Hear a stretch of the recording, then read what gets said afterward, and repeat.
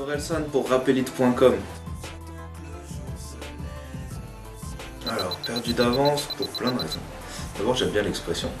Ensuite, quand j'ai commencé à faire l'album il y a 4 ans à peu près, j'avais déjà 2-3 morceaux et je voyais pas trop comment amener le truc. J'avais pas trop tu vois, je voyais pas trop ce que je pouvais apporter. Je trouvais que c'était pas intéressant. J'avais pas à dégager des thèmes. Donc du coup, un peu pour rigoler, j'avais appelé perdu d'avance dans le sens ouais, de toute façon c'est perdu d'avance, laisse tomber. Et en fait maintenant j'aime bien l'expression parce que ça peut refléter un peu cet état d'esprit où tu te dis ouais c'est perdu d'avance, vas-y laisse tomber, je vais rien faire, je vais teaser, je vais fumer, je vais rester chez moi, de toute façon j'ai pas de but dans la vie. Ou sinon des fois tu peux te dire ouais c'est perdu d'avance mais je vais me surpasser pour leur prouver que c'est possible quand même. J'aime bien prendre l'expression dans les deux sens. Scred, que Scred. Scred, c'est un gars qui a fait beaucoup de prod pour plein de gens du rap français. On s'est rencontrés en 2000, Scred et moi, et en fait on bosse ensemble depuis qu'on s'est rencontrés. Il vient de Caen aussi. Faire ce qu'on a envie de faire, quoi, se faire kiffer. Moi j'aime bien plein de styles de musique, donc je voulais un peu tout mélanger. La ligne directrice c'était d'abord de faire des morceaux ouais, qui nous plaisent, d'essayer de faire des bons morceaux.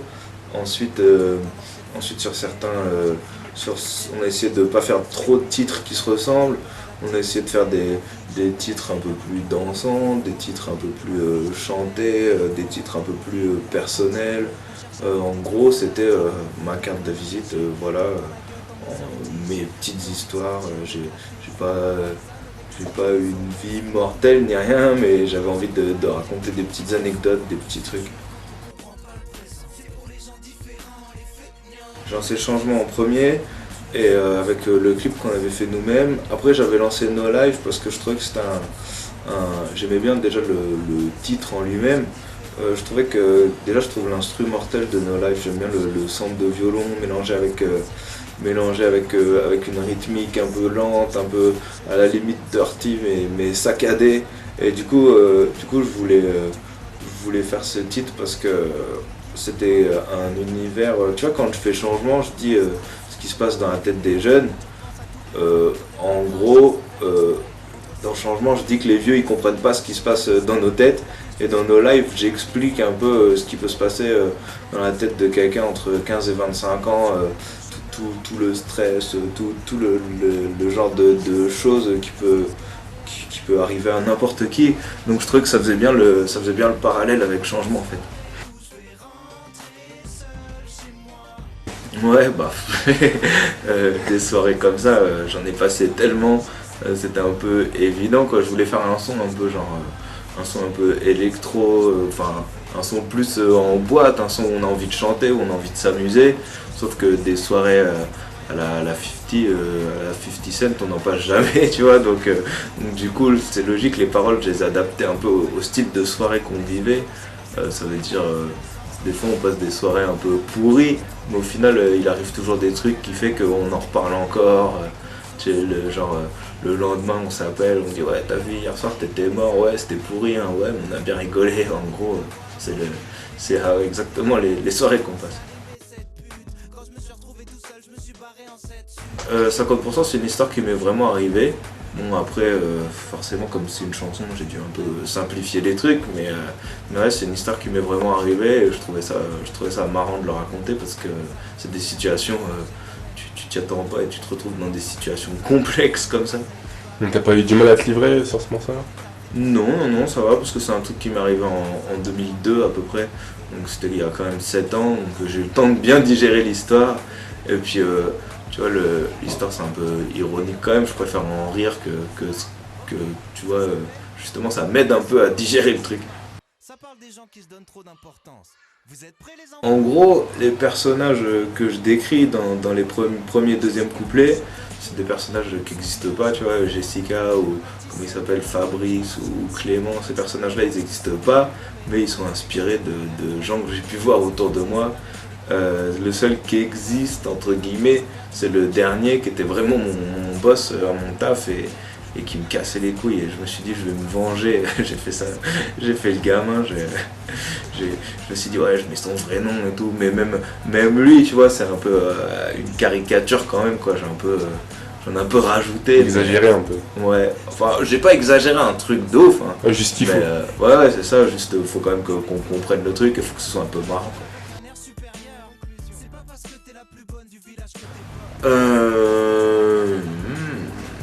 Peut-être le dernier, Peur de l'échec. Mais après c'est un morceau où il n'y a pas trop d'ironie, où il n'y a pas trop d'humour, alors que j'aime bien mettre de l'humour dans d'autres morceaux. Donc il ne représente pas vraiment l'album, mais j'aime bien, c'est le morceau que je préfère sur l'album. Sinon j'aime bien aussi Soirée ratée. Je pense que je vais refaire, parce que c'est le bordel de faire un clip en maison de disque, je pense qu'on va refaire des clips nous-mêmes là un peu.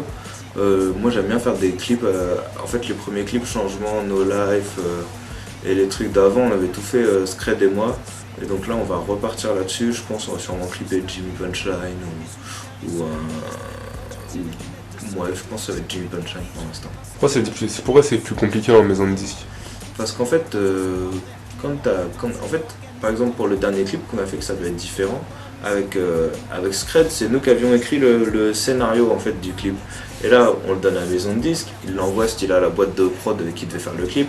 La boîte de prod elle dit ok, bah il faut un budget genre d'Hollywood, tu vois, un budget de ouf. Parce qu'en fait, quand tu fais un clip pour avoir une image propre, nous on savait pas vu qu'on avait tout fait à l'arrache.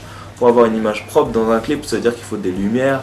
S'il y a des lumières, ça veut dire qu'il y a des techniciens, ça veut dire qu'il faut plusieurs caméras, ça veut dire qu'il faut payer tout le monde. Et en fait, ça coûte super cher. Ça veut dire filmer 2 jours de tournage, c'est pas mal de thunes. Et donc, en fait, nous, on avait l'habitude de faire nos clips en, je sais pas, un mois et demi. Après, faire le montage nous-mêmes, bon, l'image, elle est dégueu. Mais genre, on filmait où on voulait. Quand tu fais un clip avec des pros de la vidéo, il faut choisir par exemple 2 endroits, comme ça ils ont 2 endroits à louer, il faut faire des histoires pas trop compliquées, et donc en fait c'est un peu comme tout quoi, plus il y a de gens qui interviennent, plus c'est compliqué à mettre en place, et donc là on va refaire des clips un peu à l'arrache mais bon le problème quand on fait des trucs à l'arrache c'est que l'image est pas très belle quoi. Nous on s'en bat les couilles de ce que disent les gens. On vit pas dans le même monde, on est différents. Je suis resté beaucoup trop longtemps à cirer le banc. Si je rentre sur le terrain c'est pour mettre une droite à mon col. En fait le concept du clip de différent c'est je suis dans une équipe de basket et le coach fait rentrer tout le monde sauf moi. C'est-à-dire que je suis sur le banc tout le temps, c'est un peu une métaphore vite fait. Et donc le coach il fait rentrer tout le monde sauf moi. Du coup bon bah je suis un peu dégoûté par rapport au coach. Ensuite qu'est-ce qui se passe dans le clip? J'ai joué longtemps au basket en fait, j'ai joué 7-8 ans au basket et donc je trouvais ça cool de faire ça dans un gymnase un peu, tu sais, gymnase régional, le genre de salle où j'ai pu jouer longtemps. Ensuite en fait je commence à halluciner, au final c'est le coach qui me met une droite, ouais, le coach me met une droite et en fait j'arrive dans une soirée, à la base le scénario qu'on avait écrit, il était quand même plus simple, tu vois, il se passait vraiment des trucs.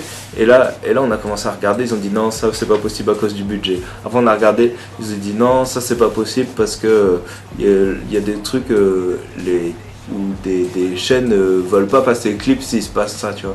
Par exemple le clip de Changement qu'on avait fait, on a demandé à M6 s'ils voulaient le passer. M6 ils ont dit non, d'abord parce que le lapin il me mettait un coup de genou dans le clip. On a fait arrête, c'est pas possible, c'est un lapin qui met un coup de genou. Ils ont fait non, c'est trop violent. On dit bah arrêtez, il y a des séries où ils tuent des gens, c'est plus violent que. Ils disent ouais, mais non, là c'est pas pareil, c'est de la musique, c'est un clip, blabla. Et donc, du coup, au final, on a été obligé de tout changer. Et donc, le clip de différent, au final, c'est pas tout à fait ce qu'on voulait faire à la base, mais mais c'est cool quand même. Du coup, c'est plus, on a mis plus de playback que vraiment de trucs d'histoire racontée. C'est vachement dur en fait de raconter une histoire dans un clip. Je trouve que c'est n'importe quoi. Déjà, la polémique elle est partie du truc du printemps de Bourges, comme quoi il fallait surtout pas que je chante la chanson au printemps de Bourges. Or, la chanson, je la chante plus sur scène depuis 6 mois, elle est pas dans l'album.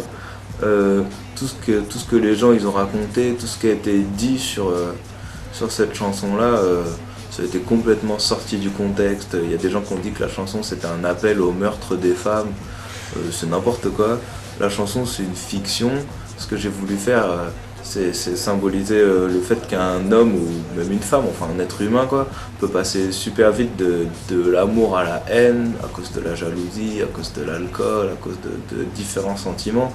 Et donc qu'on aime ou pas la chanson, tu vois, c'est pas ça le sujet, mais toute la polémique, genre les médias qui en parlent, les associations, les politiques et tout, c'était n'importe quoi, c'était de l'incompréhension. Ce que j'ai surtout compris de cette histoire, c'est que déjà trop de gens en France comprennent pas le rap et cherchent pas à le comprendre. Dès qu'il y a un truc qui est du rap, ils croient que c'est du premier degré.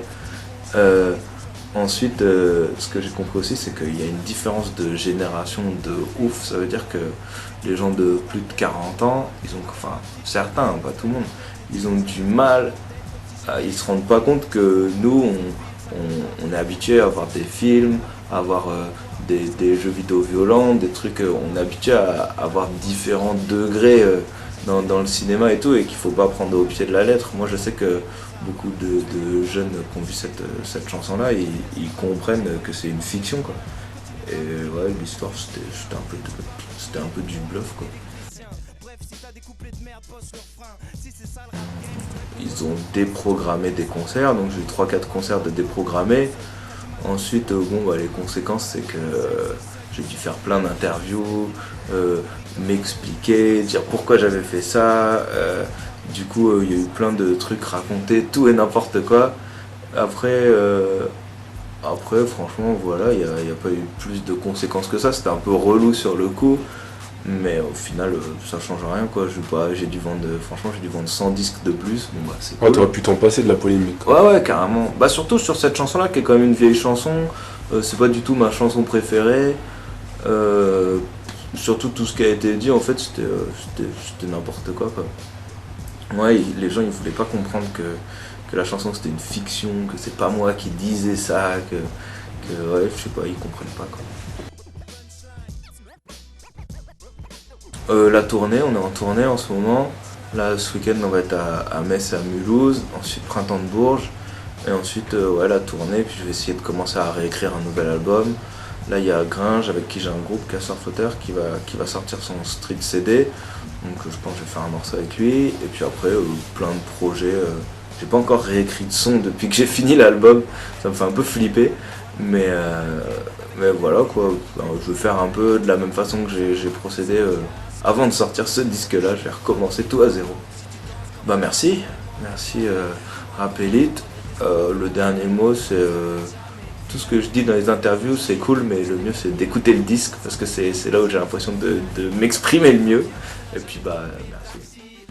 Encore une soirée où je vais rentrer seul chez moi.